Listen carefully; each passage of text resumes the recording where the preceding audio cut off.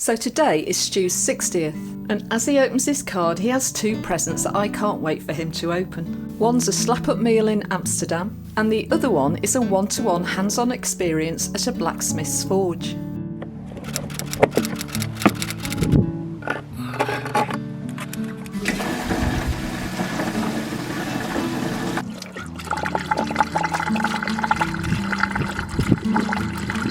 So in total that was for about 5/6 days. That's about 20 litres, 23 litres of water we've used.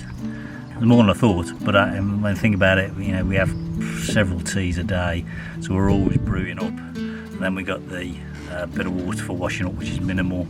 We pack up the rest of our stuff, and we say our goodbyes, and we're back on the road again. You are ready for a different kind of life. Shining bold, the wind is cold, you must return to the wild. We've been fairly late leaving, but our first port of call is into Southport to the shops as Stew needs something for his camera, and we drive down the coast road.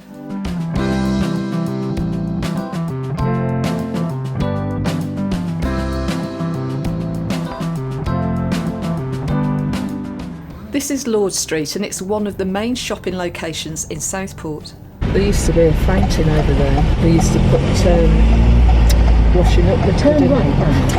Yeah, and it'd be spewing all over the place. That there, the tapas restaurant and bar, is actually the old toilets. So first we need to park the car. I just want to try and get a dead cat, so, you know, sound muff on the bit of material for the top of the camera I've got. Turn left now, and then your destination is ahead on the left. You have arrived at your destination on the left.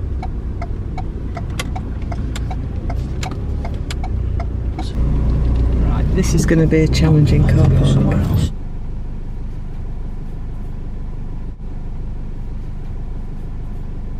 This car park is really busy with queues, so we abandon it and turn around. Oh no, she decides. Oh, just let this car go.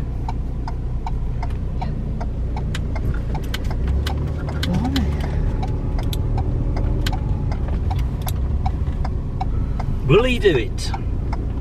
No, he won't. He will. Oh, yes he did. But luckily this street parking will do nicely. On the, Stu, I think you're stuck on the out, log. aren't you? No, I'm not. Parallel bloody thing. Oh, you're parallel. I'm That's within- okay. I'm I within think 6 inches. that's fine. I feel like I'm sticking out. That's all.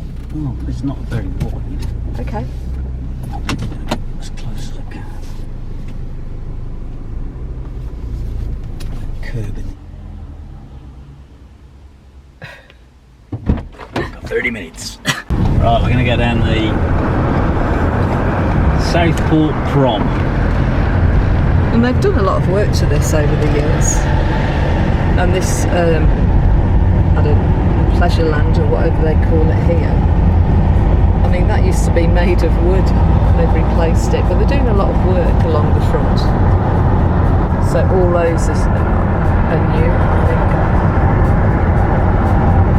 There's obviously a lot of development going into the place, isn't there? This is Southport Pier, and it first opened in 1860. It's the oldest iron pier in the country, and it's the second longest in Great Britain.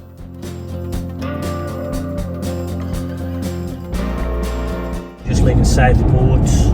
We've been there for over the weekend, so we got there Friday, and it's now we're leaving on the Tuesday morning. We slept in Harry, to be honest, on the drive. We prefer to do that, so we just use James Bond's house as a campsite, effectively, the facilities.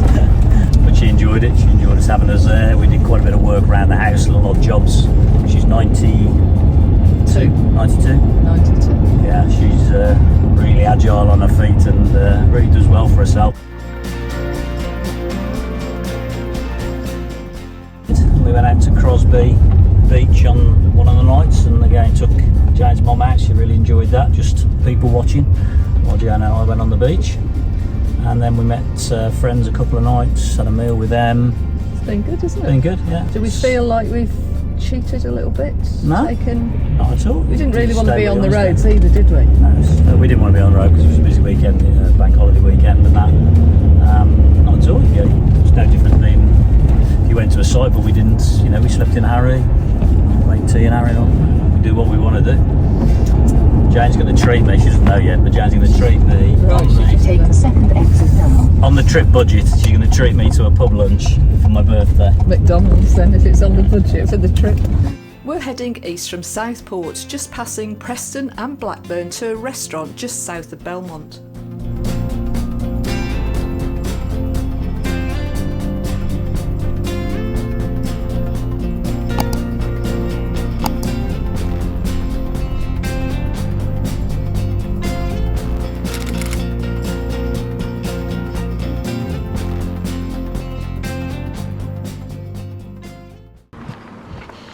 We get shown to our seats and Stu studies an impressive extensive menu. We can't share the audio due to the music playing in the background and copyright laws. I have the pie and mash and Stu has his steak. The service was brilliant and we compliment them on the quality of the food. I then asked Stu the unthinkable and see if he would like to share a pudding with 2 spoons. And you can imagine his response from this expression. The portion is huge and it's the best he's ever tasted. But thankfully he soon realises that he needs help with the sticky toffee pudding and he reverses his decision. So we've just had a brilliant meal at the Wilton Arms in Strew? Belmont. Honestly, it was just... You know when you get surprised because you're not expecting it to be great, but it was absolutely amazing. Yeah, great service, great people. He told us about the quarry over the back. I don't know what the history behind the quarry is, but it's apparently got some nice walks up there. It's got some real sheer drops where they've obviously quarried the stone away. So I managed to get the drone up just before it starts to rain. Actually, just started to rain. Yeah. So.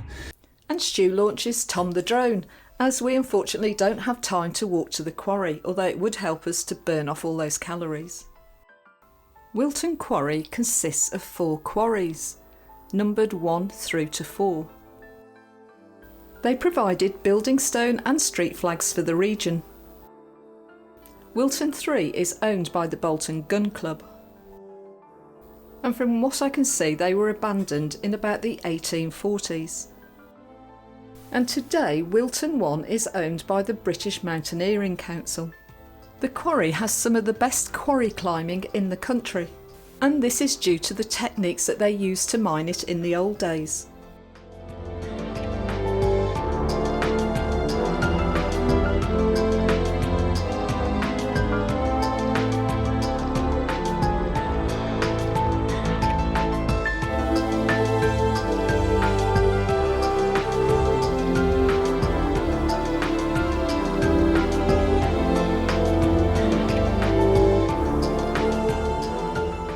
And there is the pub and Harry. We're now going to head off further over towards Barnsley because I want to get a bit closer to Barnsley so it's not such an early start for Jane in the morning because we know what she's like. And we'll find a park up tonight. So catch you later. Okay, can we just do it again with that? Catch you later. So catch you later. Thank you. So if you want to know the name of that pub, it's the Wilton Arms. Also known as the Wilton Arms. Definitely recommend the food. The quality of the food was super. And the service.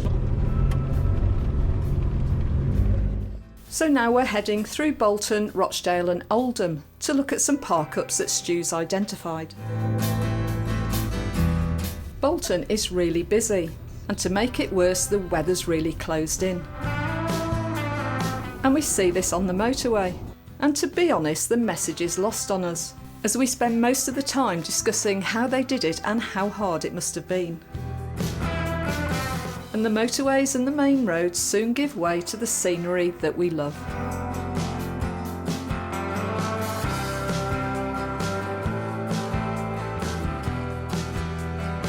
And as usual, the first destination causes a debate. Watch those holes, bloody hell, they're To deep. expose. Ooh!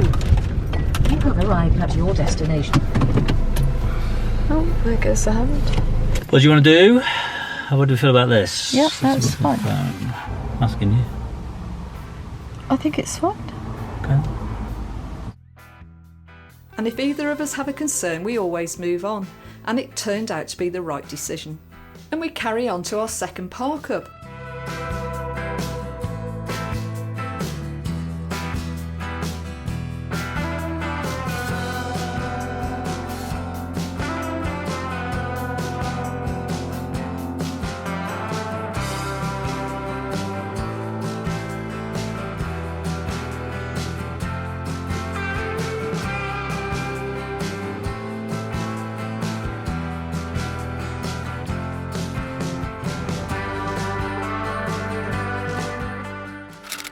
And what a great view it is.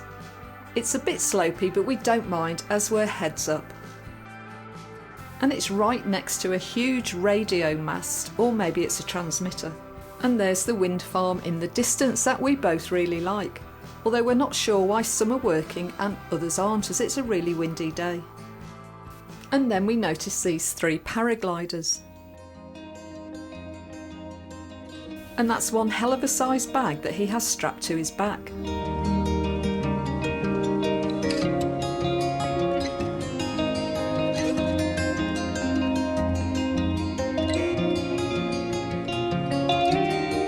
We sit and watch as they take off, and sometimes they abandon the takeoff if they're not comfortable.